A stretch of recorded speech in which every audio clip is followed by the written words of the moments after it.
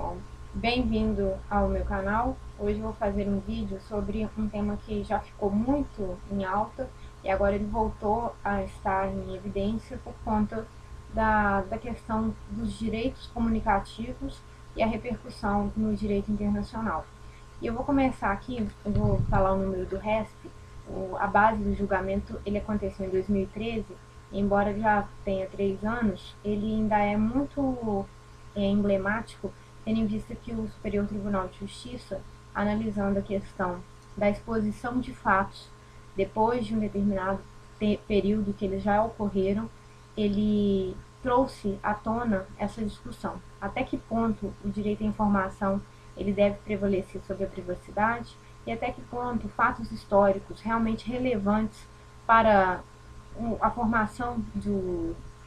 uma história ao longo do tempo, eles podem justificar que se faça a exposição de vida pessoal e de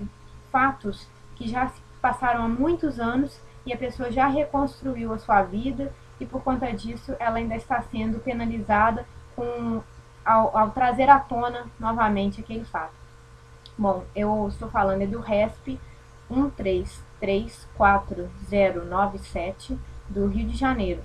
Foi julgado em 28 de maio de 2013. Bom, nesse recurso especial, a matéria analisada foi um direito civil constitucional e a questão da liberdade de imprensa versus o direito da personalidade. Nesse caso, envolvendo a chacina da Candelária, embora tenha sido um evento muito conhecido, muito notório e um evento histórico propriamente dito, essa exposição indevida depois de muitos anos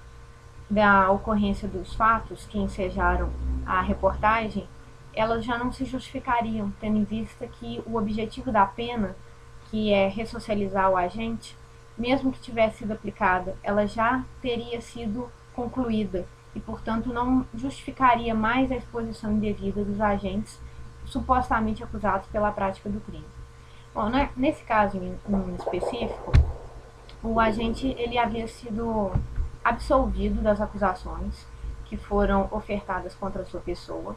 e depois de muitos anos foi feito um programa televisivo noticiando a ocorrência desses fatos e ainda expondo o nome, a intimidade, toda a privacidade daquela pessoa que havia sido inocentada pela justiça. Então pensa bem, até que ponto que um fato histórico poderia justificar essa exposição. Então os dois valores que eram discutidos na hipótese eram a liberdade de imprensa versus o direito à dignidade humana. Bom, essa dignidade humana aqui, sob um ponto de vista constitucional, do direito constitucional brasileiro, mais do que um princípio ou um pressuposto, é um fundamento da República Federativa do Brasil. Ela está logo no artigo 1º, inciso 3º da Constituição da República. E exatamente por conta disso, ela viabiliza que o vetor que conduz à Constituição da República Federativa do Brasil não é a coisa, não são as coisas humanas, mas a pessoa humana. E nenhum outro valor deve ser tão prestigiado quanto a dignidade. Bom, eu vou falar umas partes do julgado falando aqui. Linha direta, justiça, sequência de homicídios, conhecido como Chacina da Candelária, reportagem que reacende o tema 13 anos depois do fato, veiculação inconsentida de nome e imagem de indiciado nos crimes, absolvição posterior por negativa de autoria, direito ao esquecimento dos condenados que cumpriram pena e dos absolvidos. Aí é importante destacar um fato. Bom, o precedente do direito internacional que foi levado em conta na análise desse julgado pelo STJ foi um precedente alemão, da Corte Constitucional Alemã, que analisou um caso semelhante, em que houve o cometimento de um crime por uma determinada pessoa, a pessoa cumpriu pena e encerrado, né, o cumprimento dessa pena e, portanto, consumada a ressocialização daquela pessoa, que seria o objetivo principal da pena, ela ainda estava sendo mencionada como autora daquele fato. Ou seja, será que mesmo que tenha havido um crime, que seria uma grave violação ao ordenamento jurídico, ainda assim a pessoa, depois de cumprida a pena, ela teria direito de não ser lembrada? Aí foi nesse sentido o entendimento da Corte Internacional, Corte Constitucional Alemã, que defendeu que, além de ter reconhecido esse direito ao condenado e já ressocializado indivíduo que pleiteou a indenização, também foi mencionado aqui nesse precedente do STJ a questão internacional do tema. Aí foi discutido aqui sobre a fundamentação, passa pela ausência de contemporaneidade da notícia e os fatos, apesar de terem sido relevantes, eles eram desabonadores de natureza criminal e o indivíduo posteriormente ainda foi inocentado, o que mais ainda justificaria a não lembrança ou a não repercussão daquele fato para momentos posteriores. Sim, a mídia televisiva ela tem a sua liberdade de expressão, sim, mas esse valor ele não é absoluto e transpassa o direito à dignidade humana. Ele, mais do que um direito, do que um princípio, ele é o vetor constitucional e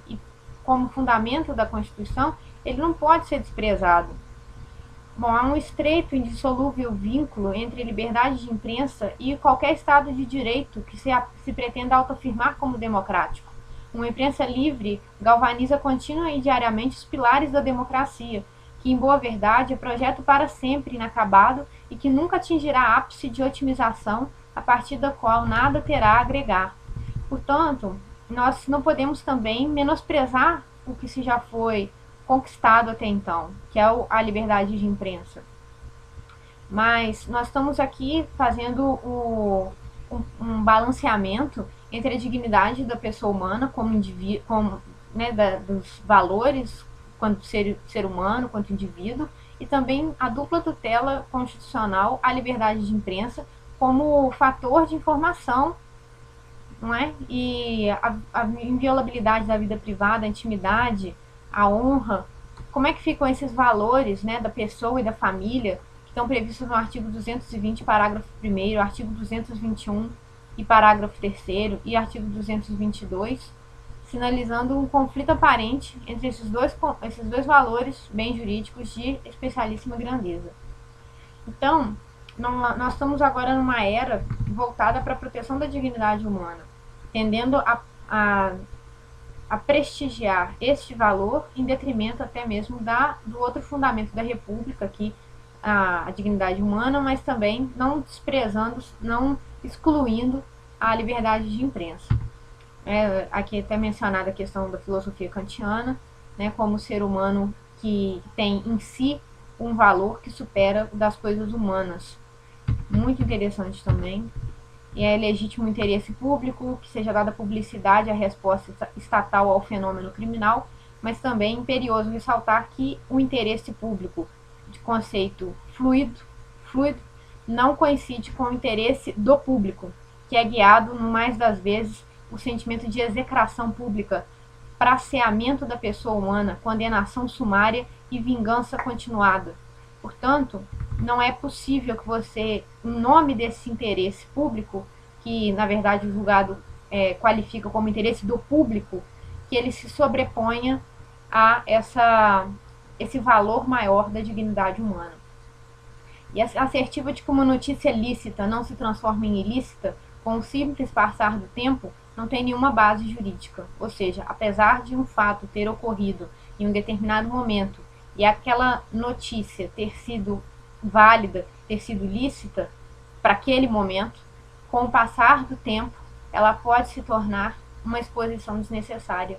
porque aquele valor histórico, aquele fato, ele cede lugar, o interesse público ou o interesse do público, como diz o julgado, ele dá lugar à dignidade da pessoa humana.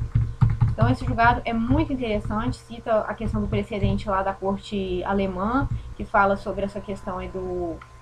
indivíduo que foi condenado, porque aqui nesse caso o indivíduo foi até absolvido por negativa de autoria, mas lá na corte alemã o indivíduo havia sido condenado, mas uma vez já tendo cumprida a sua pena, não havia mais motivos que ensejassem que essa condenação se mantivesse e que ele carregasse aquele peso do fardo da condenação criminal, e por conta disso ele não pudesse retomar sua vida em sociedade. Nos dois casos, as pessoas já haviam reconstruído suas vidas privadas, já haviam constituído novas famílias, e essa divulgação das notícias, tanto no caso alemão quanto no caso brasileiro, elas foram extremamente prejudiciais à imagem daquelas pessoas, não apenas socialmente falando, mas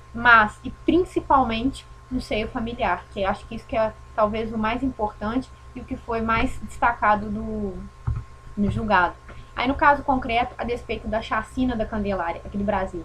ter se tornado, com muita razão, um fato histórico que expôs as chagas do Brasil e do mundo sobre a precária proteção estatal conferida a direitos humanos de crianças e adolescentes em situação de risco, certo é que a fatídica história seria bem melhor contada e de forma fidedigna, sem que para isso a imagem e nome do autor precisassem ser expostos em rede nacional, nem a liberdade de imprensa seria tolhida, nem a honra do autor seria maculada, caso se ocultasse o nome e a fisionomia do recorrido, ponderação de valores que, no caso, seria a melhor solução do conflito. Muito embora tenha as instâncias ordinárias reconhecido a reportagem seja fidedigna com a realidade, receptividade do homem médio brasileiro a noticiários desse jaez é apta a reacender a desconfiança acerca da índole moral do autor,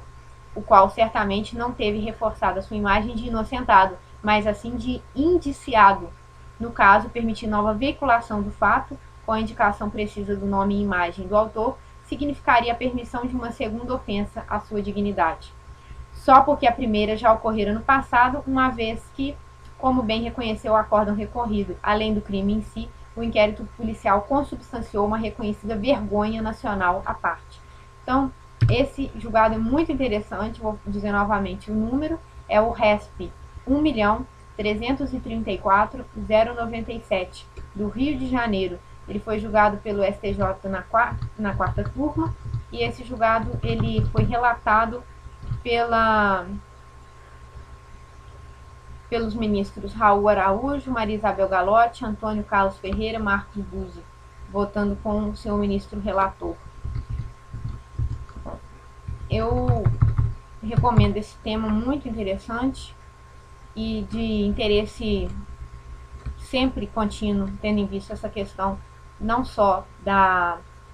privacidade, direito à dignidade humana, mas também em contraposição à liberdade de informação e à liberdade de imprensa.